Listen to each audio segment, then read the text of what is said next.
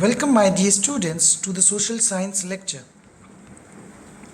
In this lecture, we are going to study the mapping part of the chapter number 4 and some concepts of the physiographical structures of Brazil. So, my dear students, first we will consider the map of Brazil. So, now on your screen, you can easily see the map of Brazil. Look at this map and try to remember the whole lecture and the whole chapter which we have completed in the last lecture. As the first statement I have told when I started this chapter that Brazil have vast latitudinal. latitude का मतलब होता है horizontally. देखो horizontally मतलब क्या होता है? East to waste. East मतलब कौन सा साइड हो गया? आपका राइट हैंड साइड. और वेस्ट मतलब कौन सा हो गया? आपका लेफ्ट हैंड साइड. तो ईस्ट टू वेस्ट जो लैटिट्यूडनल एक्सटेंट है ब्राज़ील का वो भी बहुत ज़्यादा है, और लॉन्गिट्यूडनल यानी नॉर्थ से लेके साउथ तक ये एक्सटेंट भी ब्राज़ील का क्या है? बहुत ज़्यादा है. सो इसी हिसाब से due to the vast latitudinal and longitudinal extent the Brazil has an vast physiographical changes in the climate. इस वजह से ब्राज़ील के क्लाइमेट के अंदर बहुत सी चीज़ें चेंजेस है. अब एक एक करके उस चेंजेस को देखते हैं. अब आप जरा अगर स्क्रीन के ऊपर देखेंगे तो ऊपर का जो आपको रेड लाइन दिख रहा है, जैसे कि अगर मैं बात करूं ये रेड लाइन की, अगर मैं बात करूं ये रेड लाइन की, ये जो आपको रेड लाइन दिख रही है, ये देखो जिसको मैंने कवर किया है, देखो बीच में आपको सेंटर में रेड लाइन जाता हुआ दिख रहा है. ये जो 0 डिग्री यहाँ लिखा हुआ है, ये 0 डिग्री आपका इक्वेटर है.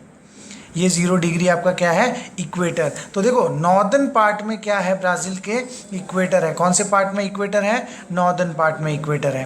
ठीक है. और उसके ऊपर थोड़ा सा ब्राज़ील है, बस जितना वो ब्लू कलर का एरिया आपको दिख रहा है उतना ही ब्राज़ील है. बाकी सारा चीज़ें उसके बाद दूसरा कंट्री स्टार्ट हो जाता है. तो ब्राज़ील एक ऐसा कंट्री है जिस कंट्री के अंदर से इक्वेटर भी पास होता है, और वही कंट्री के अंदर से, सेम कंट्री के अंदर से फिर यहाँ पे अगर देखेंगे 23.5 के अंदर अगर आप जाओगे तो देखो यहाँ पे है 23.5 डिग्री साउथ में. तो ये जो लाइन है, ये जो रेड लाइन आपको दिख रही है, ये रेड लाइन है ट्रॉपिक ऑफ कैप्रिकॉर्न. ये रेड लाइन कौन सी है? Tropic of Capricorn. जैसे इंडिया के अंदर से जाता है ट्रॉपिक ऑफ कैंसर 23.5 डिग्री के ऊपर से, वैसे ही ब्राज़ील के अंदर साउथ पार्ट में होने के कारण, साउथ हेमिस्फीयर में होने के कारण ब्राज़ील के अंदर से जो जाता है उसे क्या कहते हैं? Tropic of Capricorn. तो इस तरीके से ब्राज़ील का climate due to the equator and also it have the tropic of Capricorn, यहाँ पे ब्राज़ील का एवरेज टेम्परेचर जो है वो हॉट ही रहता है. नॉर्मल टेम्परेचर हमेशा क्या रहता है? हॉट रहता है. But in the northern part of the Brazil, Brazil के जो नॉर्थ पार्ट में है, नॉर्थ पार्ट यानी आपका कौन सा रीजन हो गया? ये रीजन जो है ना, इतना पार्ट ये आपका नॉर्दर्न पार्ट है ब्राज़ील का. तो ये रीजन में हमेशा क्या रहता है? ज़्यादा से ज़्यादा गर्मी रहता है, हॉट रहता है. रीज़न क्या है? यहाँ पे 0 डिग्री है, यहाँ पे इक्वेटर है, इसी वजह से यहाँ पे क्लाइमेट जो है वो बहुत ही ज़्यादा हॉट रहता है.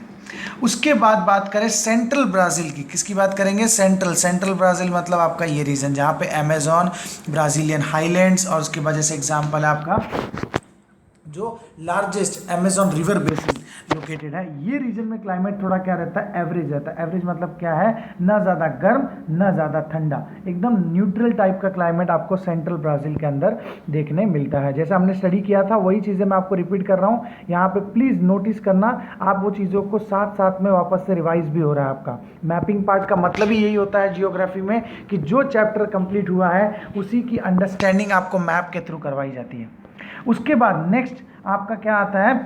South Brazil. कौन सा आता है आपका? South Brazil. साउथ ब्राज़ील का मतलब है आपका ये reason,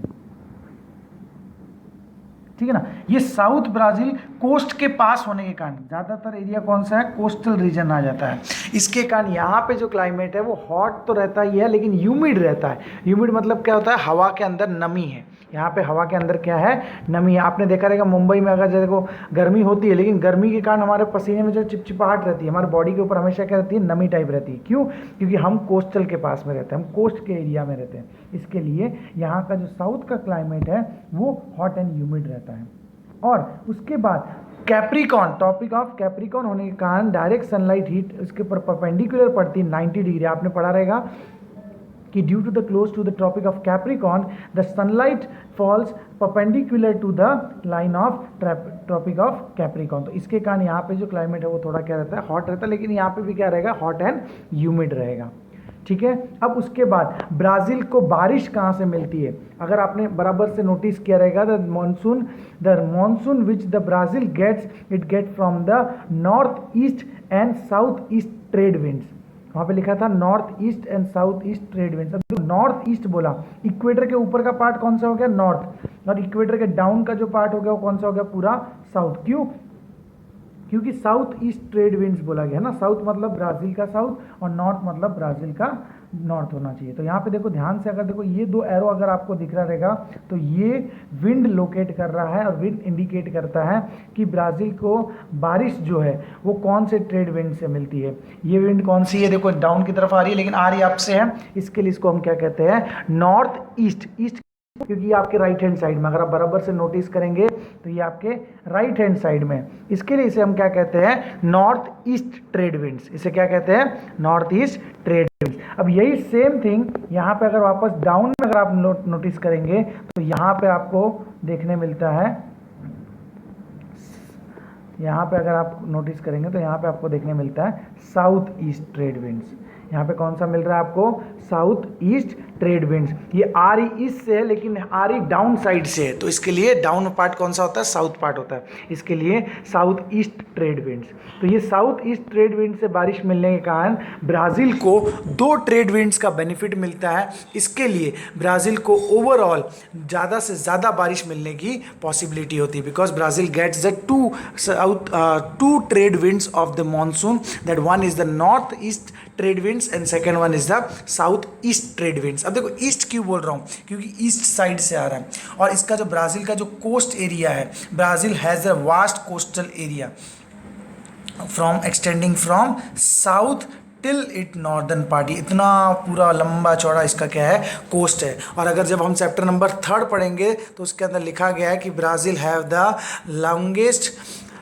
Brazil has the long coast area of 7,400 kilometre. Brazil के पास 7,400 किलोमीटर का लंबा कोस्टल एरिया है। अगर वहीं हम मैं इंडिया की बात करूं तो इंडिया के पास भी 7,500 किलोमीटर का कोस्टल रीजन अवेलेबल है। तो as comparing the both the country both the country have the largest and the longest coastal area and it get benefit from this coast during the rainfall. So now we will going to study. अब इस wind के बाद conversion zone की बात करेंगे। किसकी बात करेंगे अभी, कन्वर्जन जोन। आपको मालूम है कन्वर्जन जोन के कारण ही वहाँ पे साइक्लोन्स फॉर्म होते हैं। कन्वर्जन जोन के कारण ही क्या फॉर्म होते हैं, साइक्लोन्स। तो साइक्लोन कैसे फॉर्म होते हैं, क्या चीज़ें होती है और क्यों ब्राज़ील के अंदर साइक्लोन बहुत ही कम फॉर्म होते हैं, वो चीज़ को अब हम स्टडी करेंगे मैप के अंडरस्टैंडिंग के हिसाब से। फिर उसके बाद हम इंडिया के मैप के ऊपर जाएंगे। ठीक है, चलो अब देखो यहाँ पे अगर आप नोटिस करेंगे ब्राज़ील का ऑलमोस्ट रीजन जो है वो इक्वेटर से लेके ट्रॉपिक ऑफ कैप्रिकॉर्न के बीच में आता है। तो ये रीजन में कोई भी ये रीजन में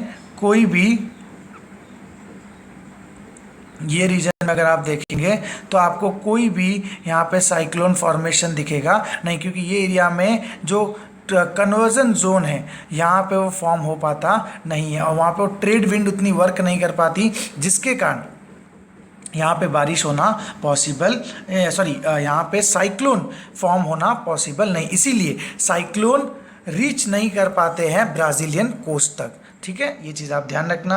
और यहाँ पे ब्राज़ील के मैप का एक्सप्लेनेशन जो क्लाइमेट को लेके, देखो फिजियोग्राफी का मैप सबसे बड़ा है। जब चैप्टर नंबर 3 स्टार्ट होगा ऑलमोस्ट उसको हमको कम से कम 1 से 2 घंटा लगेगा एक्सप्लेन करने में। क्यों? क्योंकि ब्राज़ील या कोई भी कंट्री का अगर आपको फिजियोग्राफी पता है उसके बाद के मैप बहुत ही ईजी तरीके से एक्सप्लेन हो जाते हैं। ठीक है ना, अगर तो इसके लिए यहाँ पे इसकी अंडरस्टैंडिंग आपको अभी जितनी होगी उससे कई ज़्यादा हो जाएगी जब हम चैप्टर नंबर 3 कंप्लीट करेंगे। ठीक है, सो प्लीज़ ये ध्यान रखना कि ब्राज़ील का जो कोस्टल एरिया है वो कौन सा है, ईस्टर्न साइड है, और इंडिया का कोस्ट है वो कौन से साइड है, west east and south. India को 3 साइड से कोस्ट लगता है और ब्राज़ील को एक साइड से जो है उसका ईस्टर्न पार्ट, वो नॉर्थ ईस्ट भी है और साउथ ईस्ट भी है। पूरा ईस्टर्न पार्ट जो है ब्राज़ील का कोस्टल रीजन है। Now we are going to move to the second part, the figure 4.2, that is a cross section of Brazil physiography. That is a cross section of Brazilian physiography. Brazil की physiography देखो किस तरीके से है। यहाँ पे अगर देखो ईस्ट से वेस्ट, आपके राइट हैंड साइड से आपको लेफ्ट हैंड साइड की तरफ देखना है, ठीक है ना। तो आप देखो कि पहला कोस्टल एरियाज आ रहा है, देखो पानी का एरिया थोड़ा ब्लू कलर में दिखाया गया है। ये रीजन अगर आप बराबर से नोटिस करो तो ये आपका ब्राज़ीलियन कोस्टल रीजन है ना। यहाँ पे कोस्ट है यानी ये ईस्टर्न साइड है। तो जीरो मतलब क्या है, जीरो हाइट है इसकी, sorry for the issue।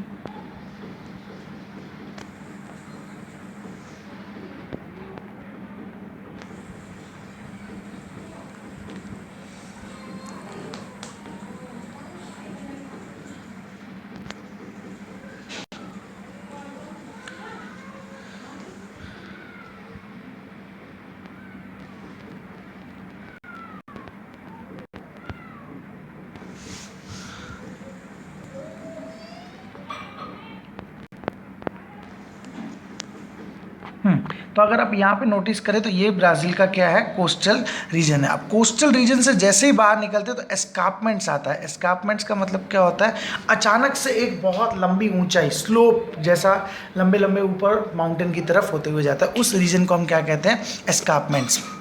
उस रीजन को हम क्या कहते हैं, एस्कार्पमेंट्स। तो ड्यू टू द एस्कार्पमेंट्स वहाँ पे बारिश क्या बन जाता है, ये ऑब्स्टेकल्स बन जाता है। ये क्या बन जाता है, बारिश के लिए ऑब्स्टेकल बन जाता है। इसके लिए बारिश यहाँ पे सबसे ज़्यादा होने की पॉसिबिलिटी होती है।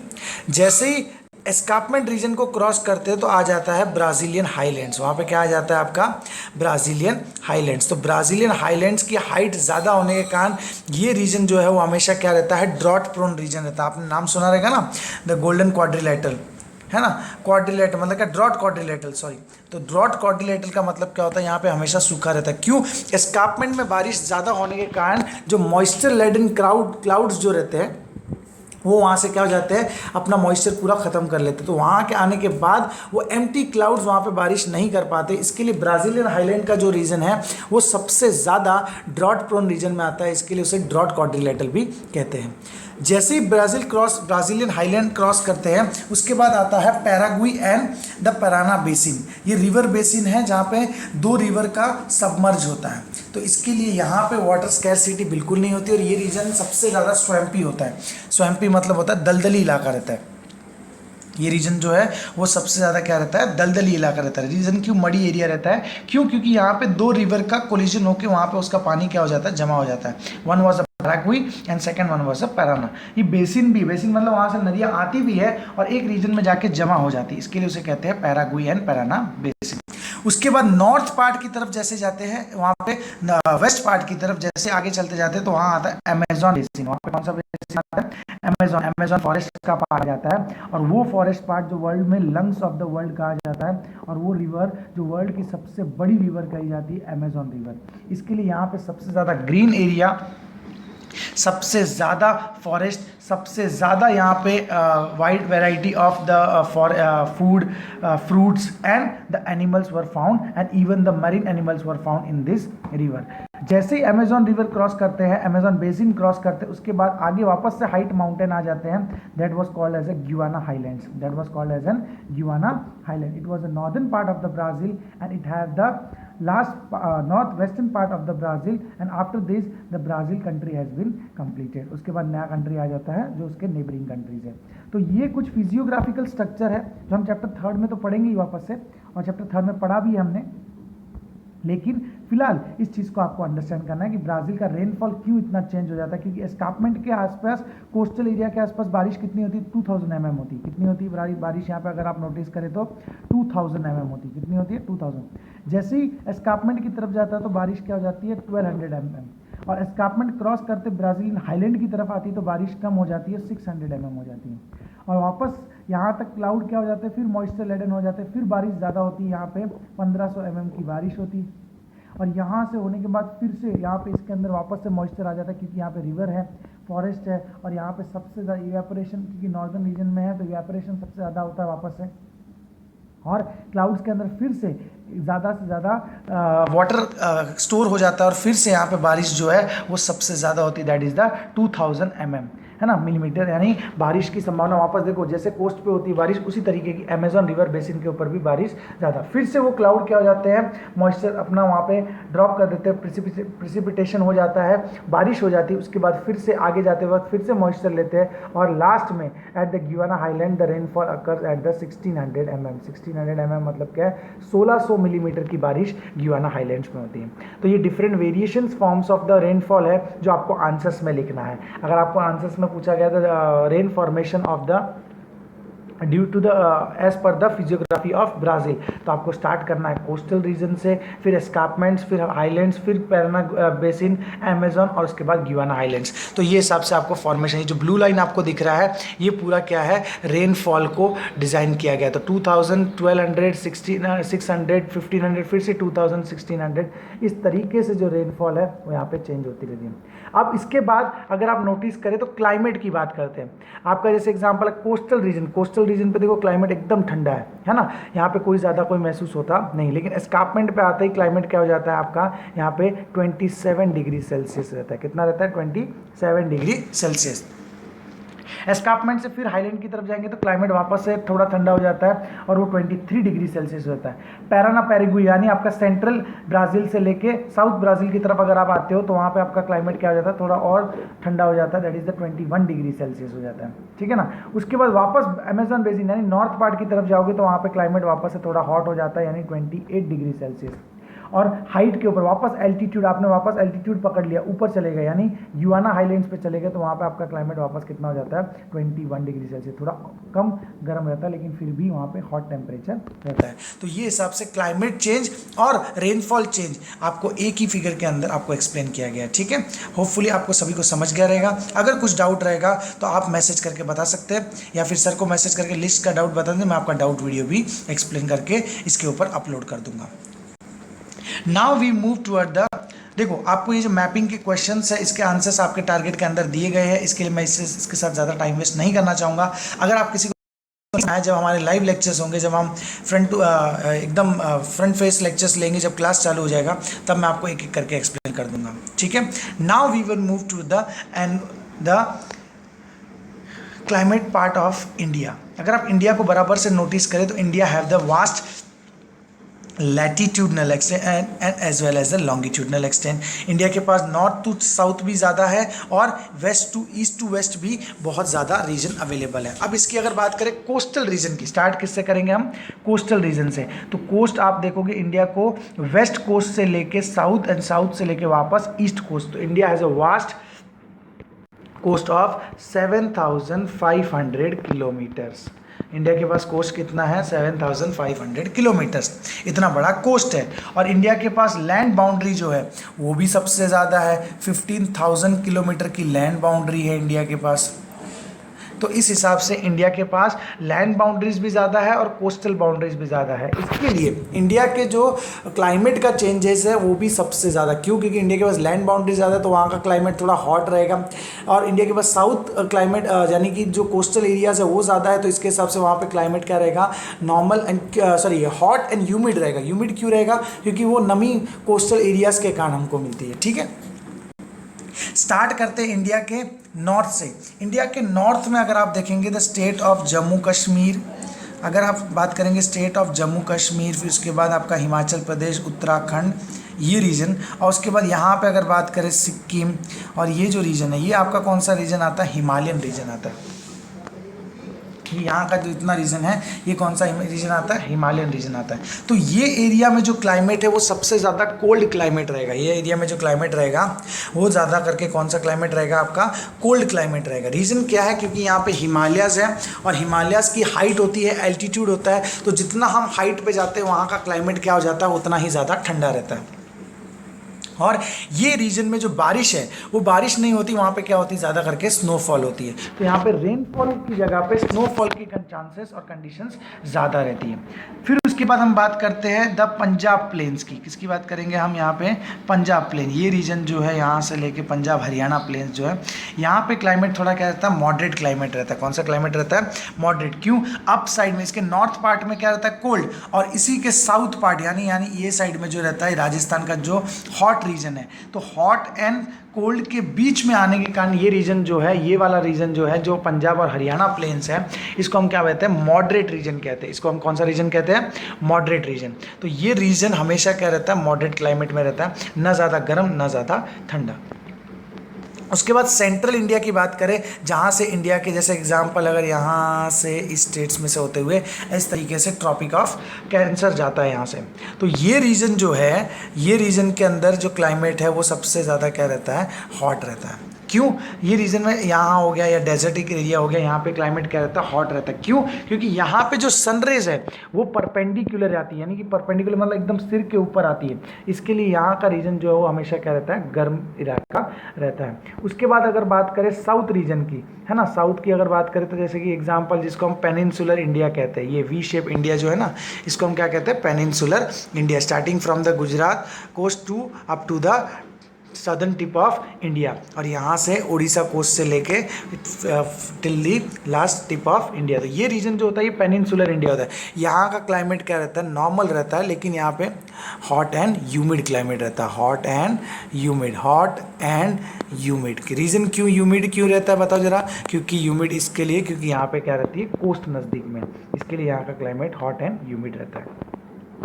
उसके बाद यहाँ पे कहा गया कि India has an vast latitudinal extent and on the western coast, अगर आप इसको नोटिस करें बराबर से, वास्ट लैटिट्यूडनल यानी ये जो एरिया आता है, यहाँ पे आता है आपका वेस्टर्न घाट, और ये जो रीजन आता है यहाँ पे आपका आता है ईस्टर्न घाट। तो ये वेस्टर्न घाट और ईस्टर्न घाट होने के कारण ये ऑब्स्टेकल बन जाते हैं। जैसे वहाँ पे एस्कार्पमेंट ऑब्स्टेकल बनता है, वैसे इंडिया में ये दोनों ऑब्स्टेकल्स बन जाते हैं। इसके लिए देखो ज़्यादा करके रेनफॉल, देखो आपका मोर देन 4000 का जो रेनफॉल है वो ज़्यादा करके इसी रीजन में ज़्यादा पड़ता है। क्यों, क्योंकि इंडिया को एक तो विंड भी यही साइड से आती है, जिसको हम बोलते हैं साउथ वेस्ट ट्रेड विंड्स, है ना, साउथ वेस्ट ट्रेड विंड्स बोलते हैं। क्योंकि वेस्ट क्यों, क्योंकि आपके लेफ्ट हैंड साइड में, ठीक है ना, साउथ वेस्ट ट्रेड विंड्स। तो इसके लिए यहाँ पे इसको बारिश सबसे ज़्यादा मिलती है, और ये ऑब्स्टेकल जो हमारे वेस्टर्न घाट है ये बहुत हाइट पे है, तो जो मॉइस्चर लेडन क्लाउड बहुत नीचे रहते हैं वो इससे टकरा के सबसे ज़्यादा बारिश यहाँ पे करते हैं। उसके बाद जैसे ही वेस्टर्न घाट को क्रॉस करते हैं, आपने देखा रहेगा ये रीजन देखो आपका जो लो रेनफॉल है, देखो लेस देन 500 है, तो ये रेनफॉल, इसके लिए ये रीजन को क्या कहते हैं हम, ड्रॉट प्रोन रीजन कहते हैं। तो after crossing the western ghat the region were known as the drought prone region. जैसे अगर मैं बात करूँ महाराष्ट्र के अंदर सातारा, सांगली, बीड, उस्मानाबाद, ये जो रीजन आते हैं, ये रीजन जो है सबसे ज़्यादा लो रेनफॉल में आता है। उसके बाद जैसे ही ये रीजन को क्रॉस करेगा, उसके बाद आप देखोगे तो फिर से मॉइस्चर लेडन क्लाउड्स यानी फिर से क्लाउड भर जाते हैं, और वहाँ पे फिर बारिश, नॉर्मल बारिश करते हैं, यानी मॉडरेट रेनफॉल होता है। ये रीजन में वापस क्या होता है, मॉडरेट रेनफॉल। सेम चीज़ आप यहाँ नोटिस करेंगे, जैसे एग्जाम्पल है यहाँ पे अरावली रेंज आता है, यहाँ पे कौन सा रेंज आता है, अरावली। तो ये स्ट्रेट है, और इसी तरीके से जब यहाँ से बारिश आती है, यहाँ से जब बारिश जाती है तो ये क्लाउड को ऑब्स्टेकल नहीं कर पाता है, इसके लिए यहाँ पे मॉइस्चर लेडन नहीं हो पाता है, और यहाँ पे बारिश बहुत कम होती है। और आगे जैसे ही जाएंगे फिर यहाँ पे माउंटेन रेंज आ जाते हैं, विंध्यन रेंज हो या फिर कोई भी माउंटेन रेंज हो, इसके कारण यहाँ पे मॉडरेट एकदम लो रेनफॉल होता है। यहाँ पे वाटर स्कैसिटी भी होती है, क्योंकि यहाँ पे बारिश बहुत कम होती है। सबसे मिनिमल रेनफॉल जो होती है वो आपके वेस्टर्न राजस्थान के पार्ट में होती है, और द नॉर्थ वेस्टर्न गुजरात के पार्ट में होती है। इसके लिए यहाँ पे जो रेनफॉल वाटर स्कैसिटी है, जो नेचुरल वाटर स्कैसिटी है, वो सबसे ज़्यादा है। उसके बाद यहाँ आगे जाने के बाद हिमालयन रेंजेस यानी माउंटेन रेंजेस आ जाते हैं हिमाचल प्रदेश और उत्तराखंड में, वहाँ पे फिर से मॉडरेट रेनफॉल होने की पॉसिबिलिटी है। उसके बाद जब क्लाउड्स वहाँ से रिट्रीटिंग मानसून यहाँ से वापस टर्न होते हैं, यानी वहाँ से शिवालिक रेंजेस को टच करने के बाद और हिमालयन रेंज को टच करने के बाद यहाँ से वापस जब यू टर्न लेते हैं, यानी तो वहाँ से रिट्रीटिंग मानसून के चांसेस स्टार्ट हो जाते हैं। तो यहाँ से ट्रेड विंड जब आते हैं साउथ वेस्ट से, कौन से वेस्ट से आते हैं, हमारे यहाँ से साउथ वेस्ट ट्रेड विंड से आते हैं, और यहाँ से आगे जाके क्या हो जाते हैं, टर्न हो जाते हैं। तो हम उस रेनफॉल को, ये जो आने वाली रेनफॉल है, इस रेनफॉल को क्या कहते हैं, रिट्रीटिंग रेनफॉल कहते हैं। क्या कहते हैं, रिट्रीटिंग रेनफॉल। और इसके कारण ये एरियाज़ में वापस से बारिश ज़्यादा मिलती है। इसके लिए यहाँ पे जो रेनफॉल है वो मॉडरेट रेनफॉल हमको मिलती है। मॉडरेट मतलब क्या है, 1000 से लेके 2500 के बीच में। तो ये रेनफॉल का आपका एक्सप्लेनेशन हो गया। अब उसके बाद बात करते हैं क्लाइमेट की, टेम्परेचर की बात करते हैं। तो टेम्परेचर अगर आप नोटिस करोगे तो सेंट्रल पार्ट का इंडिया का जो टेम्परेचर है वो सबसे ज़्यादा हॉट रहता है। अगर टेम्परेचर की बात करें तो minimal temperature 26 to 29 degree Celsius यहाँ पे हमेशा रहता है। अगर बात करें कोस्ट की, तो कोस्ट का टेम्परेचर आप नोटिस करोगे तो 23 to 26 डिग्री सेल्सियस के बीच में रहता है। उसके बाद बात करें अगर आप हिमालयन रेंजेस की, तो हिमालय में देखो आपका 20 to 23 डिग्री सेल्सियस इसी के बीच में रहता है। इससे नीचे अगर जाएगा तो ऊपर के एरिया में अगर आप जाएंगे तो नेगेटिव में भी जाता है। अगर हाइट पे जाते हैं एल्टीट्यूड पे तो temperature goes to the -46 degree Celsius. वहाँ पे टेम्परेचर जो है वो आपका -46 डिग्री सेल्सियस में भी जा सकता है। उसके बाद हम बात करते हैं नॉर्थ ईस्ट की। नॉर्थ ईस्ट का जो क्लाइमेट है वो अरावली नॉर्थ ईस्ट में जो माउंटेन्स है, जो हिमालयन माउंटेन्स है, eastern mountain, north east mountains है, उसके कारण वहाँ का क्लाइमेट भी थोड़ा क्या रहता है, एवरेज क्लाइमेट रहता है, मॉडरेट क्लाइमेट रहता है, जो 20 से लेकर 23 डिग्री सेल्सियस के बीच में रहता है। ना ज़्यादा हॉट ना ज़्यादा कोल्ड। तो उस हिसाब से मॉडरेट क्लाइमेट आपको नॉर्थ ईस्ट में भी देखने मिलता है। तो ये था आपका the climatic explanation of the part Brazil as well as of India. अब उसके बाद आपको ये जो कुछ ग्राफ क्वेश्चंस है, कुछ डायग्राम क्वेश्चंस है, इसके आंसर्स आपके टारगेट जो सर ने आपको दी है उसके अंदर आपको मिल जाएंगे। उस हिसाब से आपका जो मैपिंग पार्ट है, चाहे वो क्लाइमेट ऑफ ब्राज़ील हो या क्लाइमेट ऑफ इंडिया हो, वो यहाँ पे आज आपका क्या हो जाता है, कंप्लीट। और उसके बाद don't worry about it, we will again explain this part at the time of the lecture continue started in the classes. तो मैं आपको एक बार फिर से एक्सप्लेन कर दूंगा, but most of the part of the climate of Brazil and the climate of India I have explain you in this lecture. So my dear students, in the next lecture we will going to start with the new chapter of the history, political science and the geography. Thank you.